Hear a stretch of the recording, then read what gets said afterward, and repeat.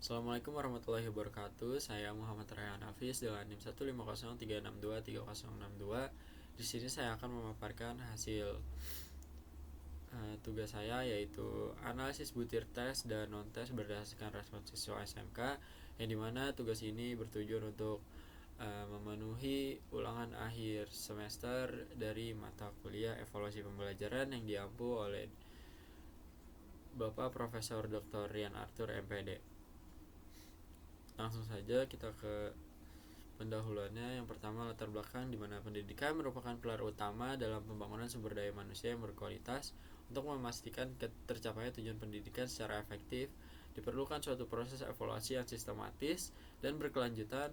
Evaluasi dalam konteks pembelajaran memegang peran krusial, tidak hanya untuk mengukur tingkat keberhasilan siswa dalam mencapai kompetensi yang diharapkan, tetapi juga sebagai umpan balik untuk perbaikan proses belajar mengajar secara keseluruhan. Keberhasilan suatu proses evaluasi sangat bergantung pada kualitas alat ukur atau instrumen yang digunakan. Instrumen evaluasi pembelajaran secara umum dapat diklasifikasikan menjadi dua kategori utama, yaitu instrumen tes dan instrumen non-tes. Instrumen tes seperti soal pilihan ganda, esai, atau unjuk kerja dirancang untuk mengukur kemampuan kognitif peserta didik yang mencakup pengetahuan, pemahaman, dan keterampilan berpikir. Sementara itu, instrumen non-tes seperti angket, skala sikap, pedoman, observasi, wawancara, dan portofolio digunakan untuk menggali aspek afektif dan psikomotorik seperti minat, motivasi, sikap, dan karakter siswa. Penggunaan kedua jenis instrumen ini secara komprehensif memungkinkan pendidik untuk mendapatkan gambaran yang utuh dan holistik mengenai perkembangan peserta didik. Namun, keberadaan instrumen saja tidak menjamin hasil evaluasi yang akurat dan dapat dipertanggungjawabkan. Sebuah instrumen baik tes maupun non-tes harus memenuhi kriteria kualitas yang baik sebelum digunakan untuk mengambil keputusan. Kualitas instrumen ini diukur melalui analisis karakteristik instrumen, terutama dari segi validitas atau ketepatan pengukuran dan reliabilitas, atau konsistensi atau keajegan hasil pengukuran. Instrumen yang valid dan memberikan informasi yang keliru tentang apa yang harus diukur, sedangkan instrumen yang tidak reliable akan menghasilkan data yang tidak konsisten jika diujikan berulang kali, sehingga tidak dapat dipercaya. Kesalahan dalam memilih atau menyusun instrumen yang tidak memenuhi syarat validitas dan reliabilitas dapat berakibat fatal. Data hasil belajar yang tidak akurat akan mengarah pada pengambilan keputusan yang keliru, seperti kesalahan dalam menentukan ketuntasan belajar siswa, memberikan umpan balik yang tidak tepat, hingga kegagalan dalam mengevaluasi efektivitas suatu program pembelajaran. Oleh karena itu, kemampuan untuk menganalisis dan menilai kelayakan sebuah instrumen menjadi kompetensi esensial yang harus dimiliki oleh seorang calon pendidik. Berdasarkan uraian tersebut, analisis mendalam terhadap instrumen tes dan non-tes menjadi sebuah studi yang penting untuk dilakukan. Makalah ini akan membahas dan menganalisis karakteristik, kelebihan, kelemahan, serta kelayakan sebuah instrumen tes dan non-tes. Analisis ini bertujuan memberikan pemahaman praktis mengenai cara memastikan bahwa alat evaluasi yang digunakan benar-benar berkualitas dan mampu memberikan data yang valid dan reliable untuk mendukung proses pengambilan keputusan dalam dunia pendidikan. Bab 2 yaitu pembahasan, yang dimana 2.1 di sini ada instrumen non-tes yang seperti di video sebelumnya telah dijelaskan. Instrumen non-tes yaitu variabel literasi digital mahasiswa, dan ini dia konstruksinya. Ada pengertian dari literasi, lalu juga ada pengertian dari literasi digital. Dan definisi konseptualnya itu, literasi digital adalah kemampuan seseorang untuk mengakses, menilai, memahami, dan menggunakan informasi digital secara cermat dan bertanggung jawab. Kemampuan ini mencakup penguasaan teknologi digital untuk mencari, mengelola, menggabungkan, dan menghasilkan karya atau solusi secara kreatif dan bermanfaat dalam kehidupan sehari-hari. Literasi digital bukan hanya soal keterampilan teknis, tetapi juga mencakup kesadaran, sikap, pengetahuan, dan pemahaman agar bisa menggunakan perangkat digital dengan aman, bijak, dan sesuai dengan situasi. Lalu ada definisi operasional. Literasi digital adalah kemampuan individu dalam penggunaan teknologi digital secara efektif dan bertanggung jawab, yang dapat diukur melalui 5 dimensi, yaitu literasi dan informasi data, komunikasi dan kolaborasi, kreativitas konten digital, keamanan digital, dan pemecahan masalah. Dan di sini juga ada kisi-kisi instrumen yang pernah dijelaskan di minggu lalu juga. Selanjutnya juga di sini dicantumkan butir pernyataan. Lalu ada subjek penelitian yaitu lokasinya secara umum mahasiswa di Indonesia, jumlah respondennya 30 mahasiswa, topiknya itu literasi digital mahasiswa, yang dimana tujuannya itu untuk mengukur tingkat kemampuan literasi mahasiswa. Dan analisis instrumen non-tes, yang pertama validitas butir pernyataan non-tes, di mana validitas adalah sebuah indikator yang menunjukkan sejauh mana suatu alat ukur mampu mengukur secara akurat yang seharusnya diukur.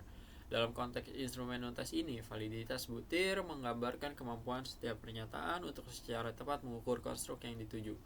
Pada analisis ini, validitas setiap butir diuji menggunakan koefisien diskriminasi yang dihitung dengan teknik korelasi poin biserial. Koefisien ini menunjukkan kekuatan hubungan antara skor pada suatu butir dengan skor total keseluruhan instrumen. Nilai korelasi yang tinggi dan positif menandakan bahwa butir tersebut valid dan selaras dengan konstruk yang diukur oleh instrumen secara keseluruhan. Di sini ada tabel kriteria validitas yang dimana kategori validitas dan nilai validitas koefisien validitas sangat kuat itu berada pada nilai 0,800 sampai 1.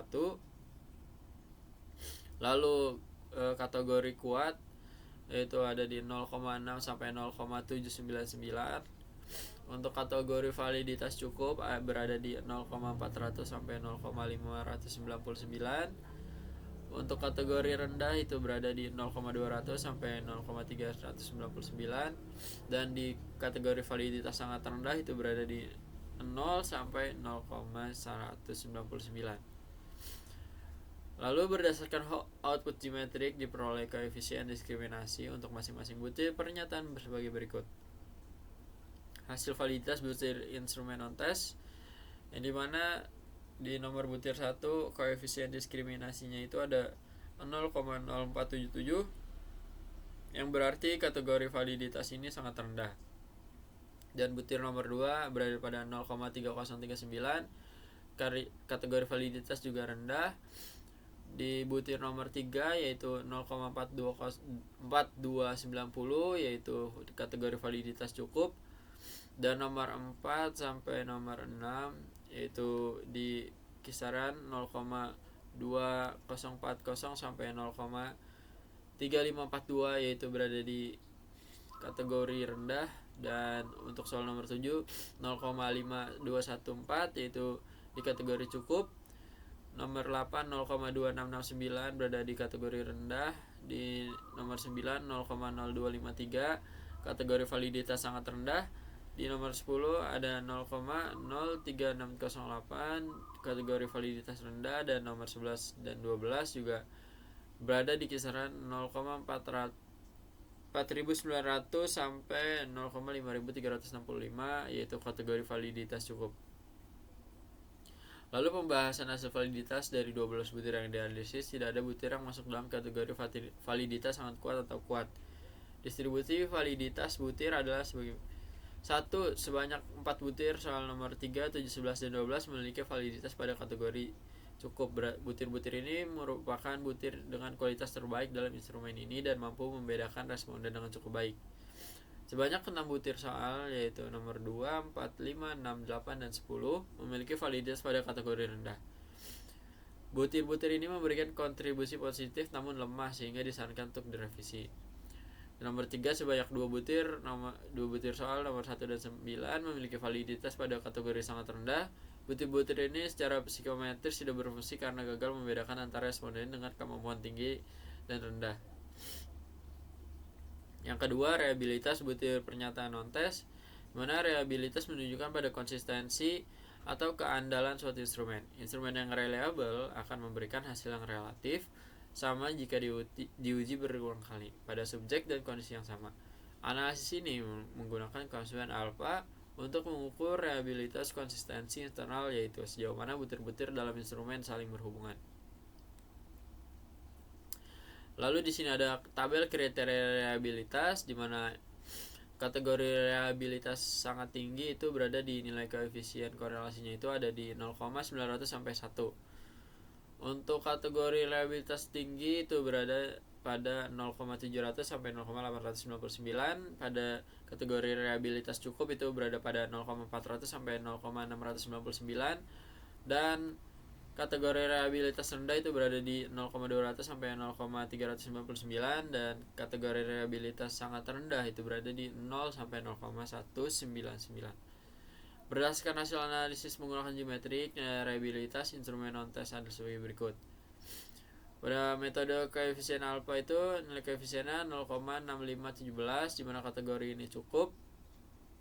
Lalu dengan metode Goodman-Lower bound itu nilai koefisiennya 0,700, kategorinya tinggi. Metode Valdi-Gilmer nilai koefisien 0,6683 itu kategori cukup.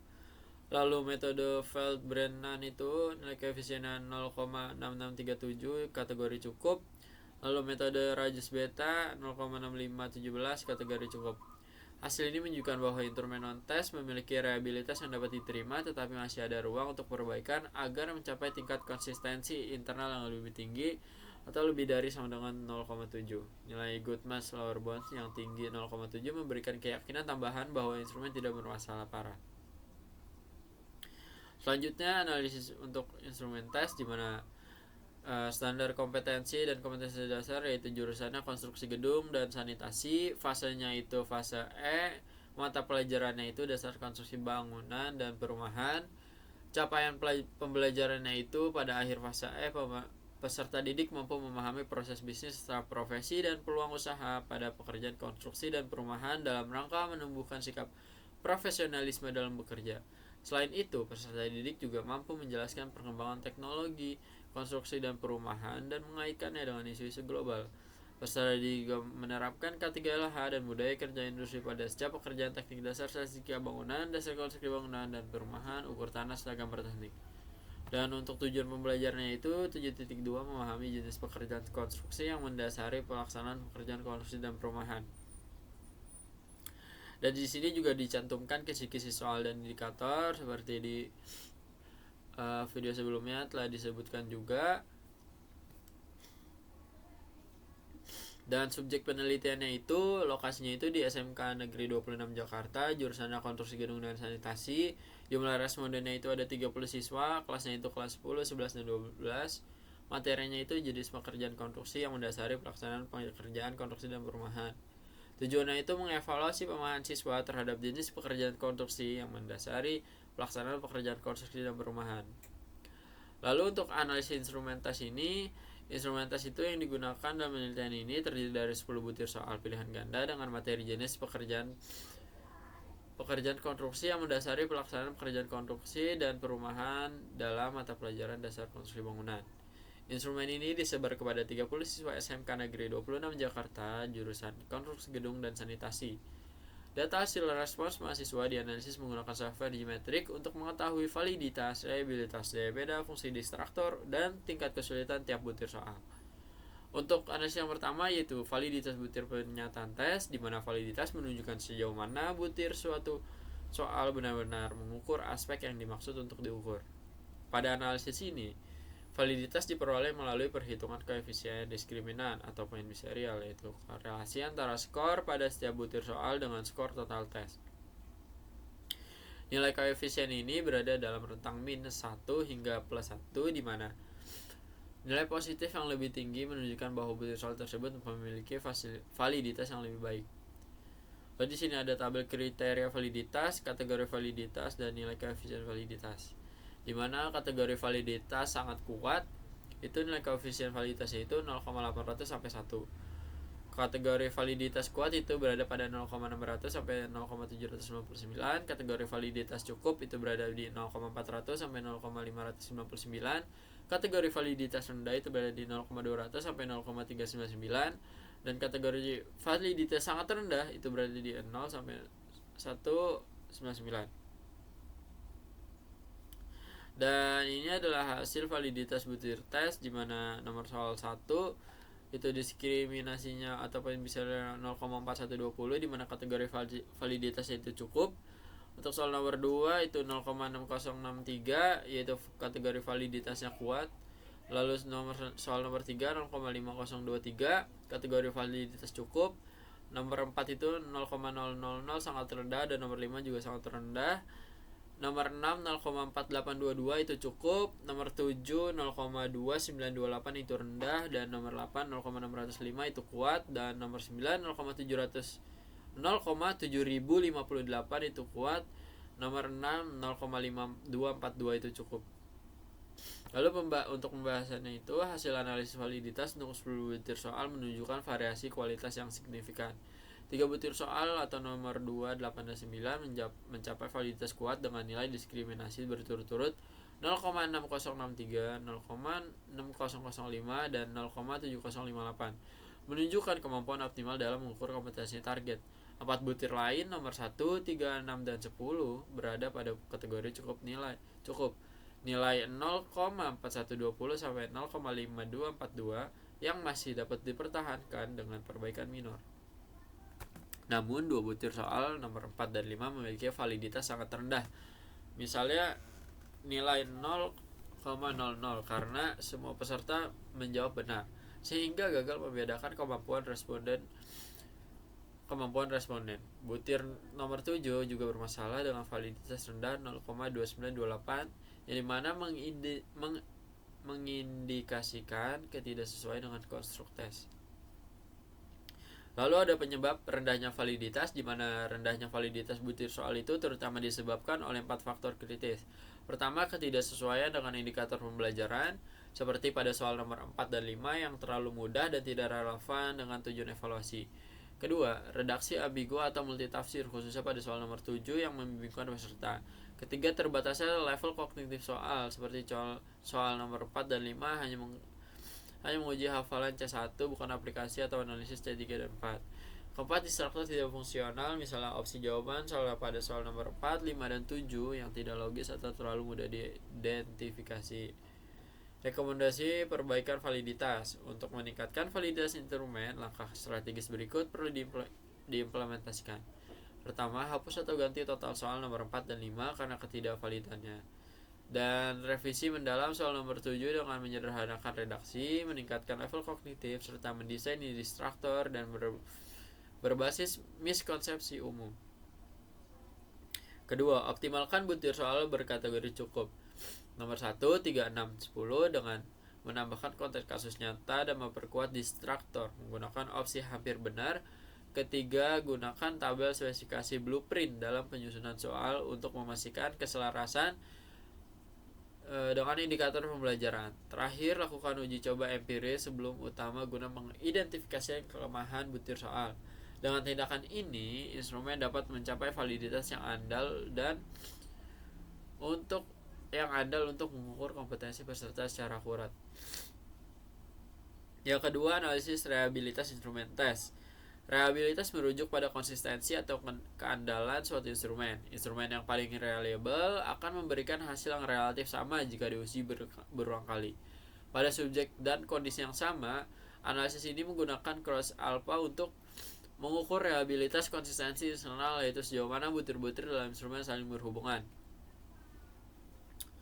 Lalu di sini ada tabel kriteria reliabilitas, di mana interpretasi nilai Kronosband alpha didasarkan pada kriteria berikut.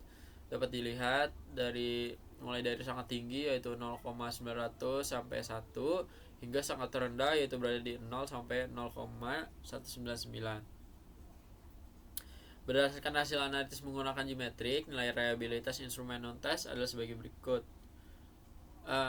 Instrumen test adalah sebagai berikut. Metode koefisien alpha, nilai koefisien 0,7542, kategorinya tinggi. Goodman-Lowers 0,7923 yaitu tinggi. Fielded-Gilmer 0,7860 itu tinggi. Feldy-Bernard 0,7882 itu tinggi. Rajus-Beta 0,7542 itu tinggi. Hasil ini menunjukkan bahwa instrumen tes memiliki konsistensi internal yang baik. Pembahasan kesimpulan. Berdasarkan hasil analisis reliabilitas menggunakan berbagai metode termasuk koefisien alpha, Goodman-Lowers, Feldy-Gilmer, Berman, dan Rajus-Beta, seluruh nilai koefisien berada dalam kategori tinggi, yaitu berkisar antara 0,75 hingga 0,79. Hal ini menunjukkan bahwa instrumen non-test yang digunakan memiliki konsistensi internal yang baik. Dengan demikian, instrumen ini dapat dianggap reliable dan layak digunakan untuk mengukur variabel yang dimaksud secara konsisten. Dan analisis yang ketiga itu daya beda butir soal tes. Daya beda berfungsi untuk meningkatkan sejauh mana suatu soal mampu membedakan peserta dengan kemampuan tinggi dan rendah. Idealnya butir soal yang baik akan dijawab dengan benar oleh peserta yang termasuk kelompok atas dan dijawab salah oleh peserta kelompok bawah. Koefisien diskriminan digunakan sebagai ukuran yang menunjukkan kekuatan hubungan antara skor butir dengan skor total tes. Nilai ini berkisar dari -1 hingga 1, di mana semakin tinggi nilainya menunjukkan semakin baik kemampuan soal dalam membedakan peserta berdasarkan kemampuan. Berikut adalah klasifikasi daya beda berdasarkan tentang nilainya, di mana di sini bisa dilihat kategori daya beda mulai dari baik sekali yaitu koefisiennya 0,70 sampai 1 hingga tidak baik yaitu koefisien korelasinya itu negatif.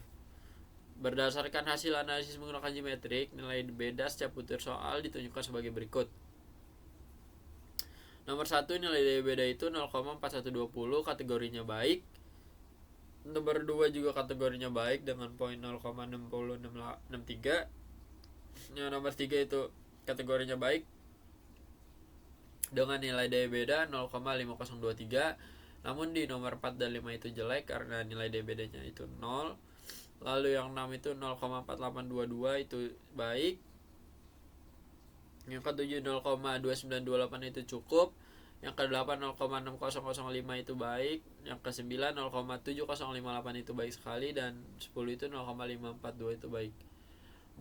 Dimana pembahasannya itu terdapat satu butir soal yang memiliki daya beda yang sangat baik, yaitu pada nomor 9.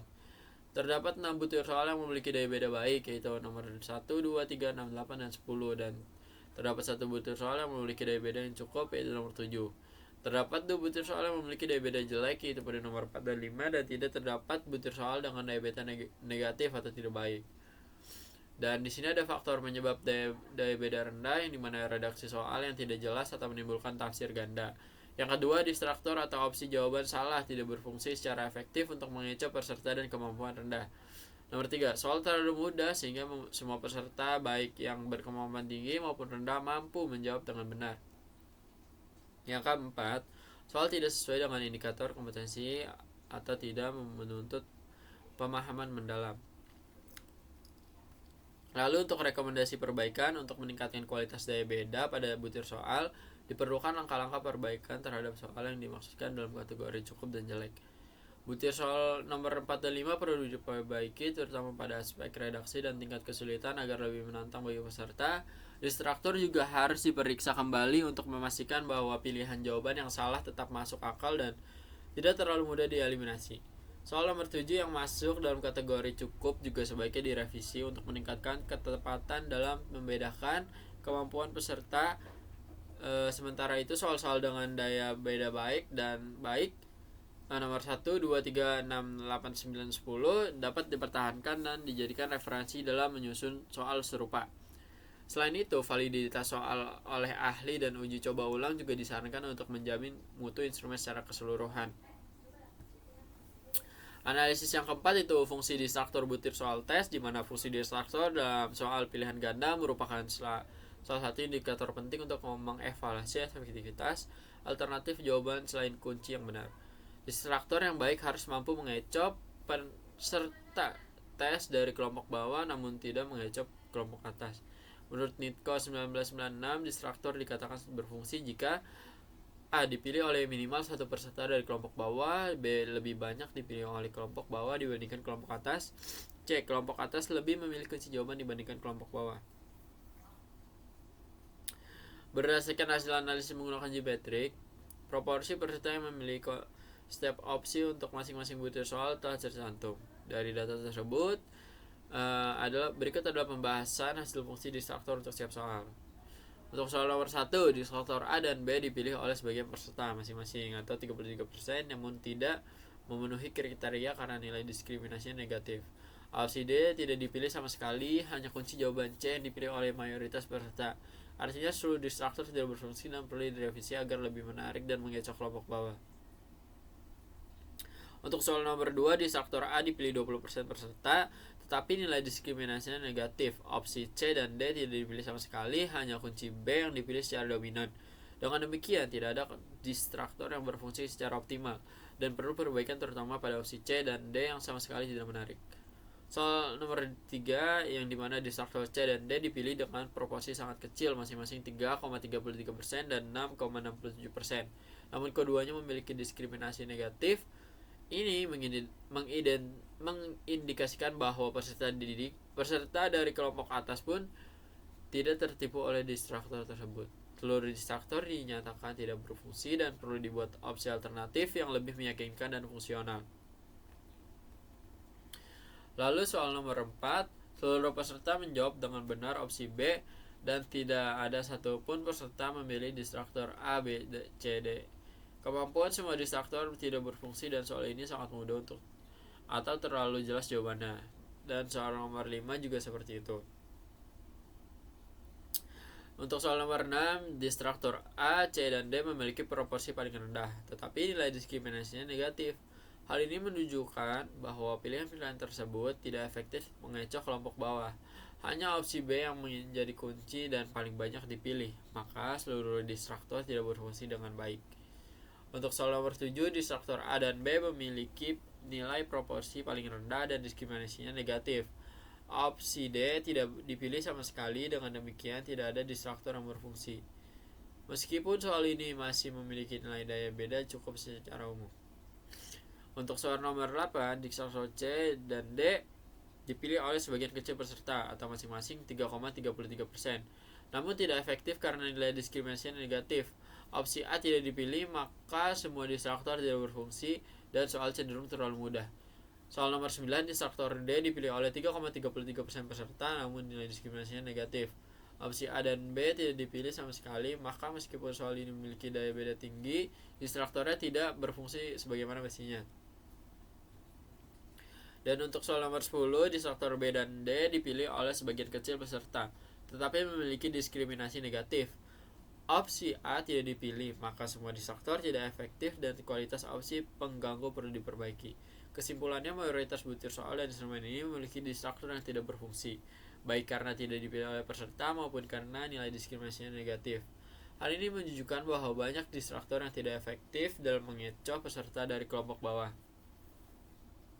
Beberapa soal juga terlalu mudah sehingga seluruh peserta memilih jawaban yang benar dan tidak ada variasi pilihan. Yang kelima, tingkat kesulitan butir soal tes, di mana tingkat kesulitan atau kesukaran merupakan salah satu indikator penting dalam analisis butir soal, yang menggambarkan proporsi peserta tes yang mampu menjawab suatu soal dengan benar. Tingkat kesukaran biasanya dilambangkan dengan simbol P dengan nilai antara 0 hingga 1.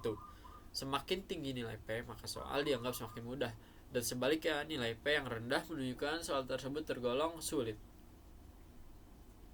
Menurut klasifikasi umum, tingkat kesukaran dibedakan menjadi sebagai berikut. Tingkat kesukaran sukar, nilai P-nya itu berada pada 0,00 sampai 0,30.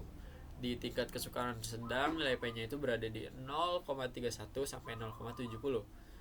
Dan tingkat kesukaran mudah itu nilai P-nya itu berada di 0,71 hingga 1.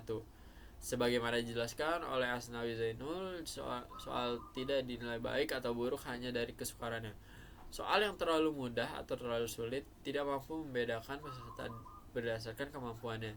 Soal yang baik dan adalah soal dengan kesukaran sedang yang memberikan tantangan proporsional bagi semua peserta.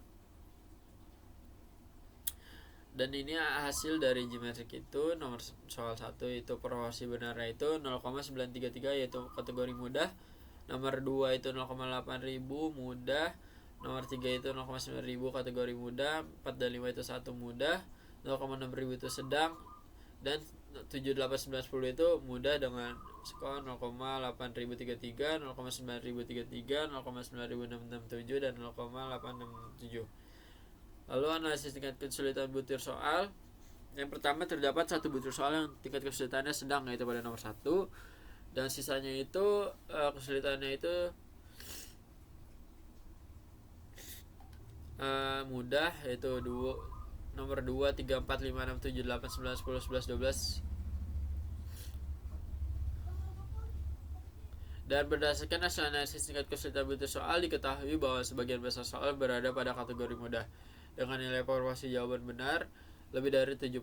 Butir seperti soal nomor 3, 5, 6, 8 dan 10 bahkan mencapai proporsi P1 yang berarti semua peserta dapat menjawab dengan benar. Kondisi ini menunjukkan bahwa soal-soal tersebut tidak mampu membedakan peserta didik berdasarkan kemampuannya, karena terlalu mudah ditebak atau sulit dipahami atau sudah sangat dikuasai oleh semua peserta didik.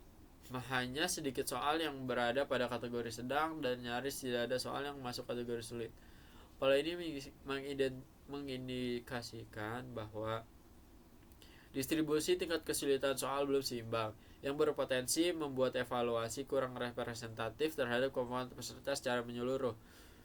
Dan rekomendasi perbaikannya untuk meningkatkan kualitas instrumen tes perlu dilakukan revisi terhadap soal-soal yang terlalu mudah, terutama nomor 4 dan 5 yang memiliki nilai P sama dengan 1. Revisi dapat dilakukan dengan meningkatkan tingkat kognitif soal, misalnya dari level C1 ke level C3 sampai C4, menerapkan atau menganalisis di mana soal juga dapat dimodifikasi agar lebih kontekstual dan menantang. Dan terakhir untuk bab 3 penutup, kesimpulannya itu berdasarkan analisis komprehensif terhadap instrumen non-tes, skala literasi digital dan tes soal instruksi bangunan, konstruksi bangunan dapat disimpulkan bahwa kedua instrumen menunjukkan kelemahan kritis dalam validitas butir meskipun reliabilitasnya memadai. Pada instrumen non-tes mayoritas butir pernyataan memiliki validitas rendah hingga sangat rendah, hanya 4 dari 12 butir yang validitasnya cukup, sementara 1 butir dan 9 gagal mengukur konstruksi literasi digital atau diskriminannya 0. Reliabilitas instrumen ini berkategori cukup hingga tinggi sehingga dapat digunakan untuk pengukuran non-kritis tapi belum optimal. Untuk instrumen tes, 3 butir soal nomor 289 memiliki validitas kuat dan daya beda baik. Tetapi 2 butir 4 dan 5 tidak valid atau diskriminasinya 0 dan berdaya beda jelek. Butir 7 juga bermasalah dengan validitas rendah meskipun reliabilitasnya tes tinggi. 90% distraktor tidak berfungsi, khususnya soal nomor 4 dan 5. Dan 90% soal terlalu mudah atau P-nya itu berada lebih dari 0,70. Dengan hanya 1 soal nomor 6 berkategorikan sedang, ketimpangan ini mengakibatkan instrumen gagal membedakan kemampuan peserta secara adil dan berpotensi menghasilkan data evaluasi yang tidak akurat. Temuan kritis secara umum adalah dominasi butir bermasalah pada kedua instrumen, terutama akibat redaksi ambigu, distraktor tidak fungsional, ketidaksesuaian dengan indikator pembelajaran, serta ketidakseimbangan tingkat kesulitan. Hal ini beresiko menghambat pengambilan keputusan pendidikan yang objektif. Lalu untuk sarannya itu, untuk meningkatkan kualitas instrumen revisi mendesak diperlukan pada instrumen non-tes ganti total butir 1 dan 9 yang tidak valid, dan revisi butir 2, 4, 5, 6, 8, 10 dengan menyederhanakan redaksi serta menambahkan konteks spesifik.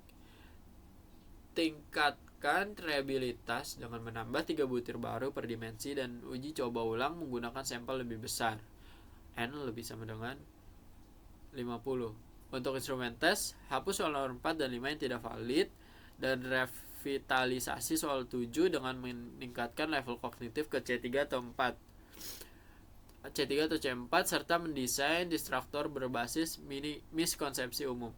Perbaiki fungsi distraktor dengan membuat opsi yang logis dan mengecoh, serta seimbangkan kesulitan soal melalui penambahan kompleksitas soal studi kasus lapangan agar distribusinya memenuhi kriteria ideal 20 sulit, 50 sedang, dan 30% mudah. Sekian penjelasan dari saya terkait analisis butir tes dan non-tes berdasarkan respon siswa SMK. Kurang lebihnya mohon maaf. Wassalamualaikum warahmatullahi wabarakatuh.